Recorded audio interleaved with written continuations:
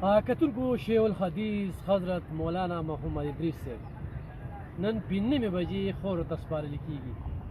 1.5 غنټه لا پاتې ده چې موږ ریکارډینګ کوو. صرف سرونه په نظر راځي.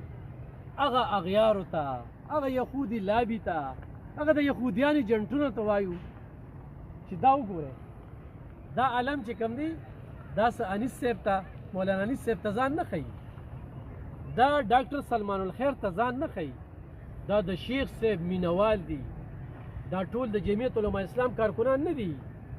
دې کې د هر مکتب خلک شته چې شیخ صاحب د هر چا زړه ګټلی و، هر چا سره یو مینه وه، ټوکې ټکالې، ماشوم سره ماشوم، غټ سره غټ، ځوان سره ځوان.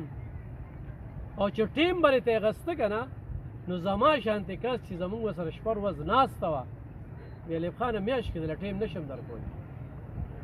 2 میاشتې بعد هغه په ډایرې کې چې بلوچستان، مالکند، وزیرستان، مومند، باجوړ، نو عمر خو خښ دی او خدای داسې مرګ هر چاله ورکړي د شهادت، او بیا داسې جنازه دا به له ډېرو کمو خلکو چې هر څه دی په تاریخ کې زه په لومبني ځل باندې وینم چې صرف سرونه دي د هرې لارې نه په دې قبرستان نه روان دي، هرې لارې نه، دا لارې دي. دې خوا ګورئ جي، بیا درته دې خوا ته لږ توکه، دې خوا ته توکه، ښه بیا نږدې جوماتونه چې کوم دی نو د خلکو ډک دي. دا په دې جومات کې د هغه مدرسه کې یو جامع محمودیه کې، په دې کې په زرګو خلکه په دې کې دی، دغه سبیل باندې او دا دي دا رش. نن به هغه خلکه څه ګټه دې وکړه، ګټه دې څه وکړه، تاوان دې وکړو د مسلمان، تاوان دې وکړو د پښتونخوا، تاوان دې وکړو د چارسدي. یقینا دا ګڼو چې په صدو کې به داسې خستي بیا پیدا کېږي، په صدو کې خو ځان دې تباه کړ. در ورځ په قیامته پورې به ای ذلیله، ای سنګدله، ته به لا کمې مور وروړې، مسلمان خو نه او په غیر مسلمه کې هم پته لګي چې هغه چې تا په شیخ صاحب باندې مړه ډس کوو.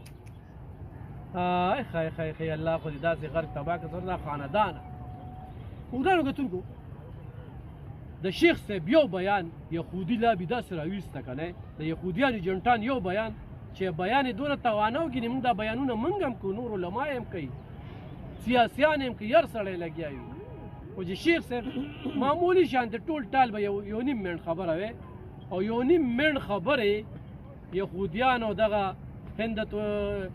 فتنة الهندوستان او فتنة الخوارج دا یې چې کوم دی نو داسې وژړه خو چې شیخ صاحب داسې ده که نه ده؟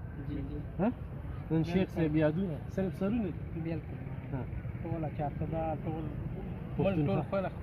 خیبر پښتونخوا ټول یو جوړه. تاسو کوم ځای؟ هم د باړي یو. د باړي. تاسو کوم ځای؟ مونږ پېښور خراسان. تاسو مونږ حقاني کې سبق وایو او پرون شیخ صاحب راغی، اخري پیریډ یې مونږ سره واخیسته او بس 2.5 غنټې پیریډ یې واخیسته. بس اخري کې مونږ ته دا خبره وکړه چې مړه بس کړه که نه، ما د مرګ پسې مړه اخیستې وه. پوه شوه، اخري الفاظ یې راته دا وایي چې پیریډ ختمولو. پرون حقانیه کې اخري الفاظ ده او نعمانیه کې اخري الفاظ سو وي چې زه راځم چې تاسو ناست یې. نو شیخ صاحب چې به راته که نه، نو په دې لار به ورته دا شاګردان ولاړو، په دغه ټیم باندې سکون نشته دی، ټول ورته په مدرسه کې ولې چې زه راځم، نو مدرسه کې به څومره وخت یې درس ده، بس مونږ 2.5 غنټې درس راکړو، اخري کې بیا ډېر ستړی شو. بس طالبانو ورته وویل چې بس که چې نه مړه چې وایې اخري کې بیا یو 10-20 منټه سبق یې وښودلو، بیا چې مړه بس دی که نه، ما یې مخ پسې مړه اخیستې ده، بس بیا لاړو. د لکو شاګردانو استاز په لکو مینوال نن کور کې زنانه هم جاړي، نه ماشومان هم جاړي. زه وایم چې دا به لا کوم مخلوق او کومې مور به وروړي مړه، داسې خو په هغه غیر مذهبه کې هم داسې نه وي چې ته راځې داسې طالبان دې وجوړولې.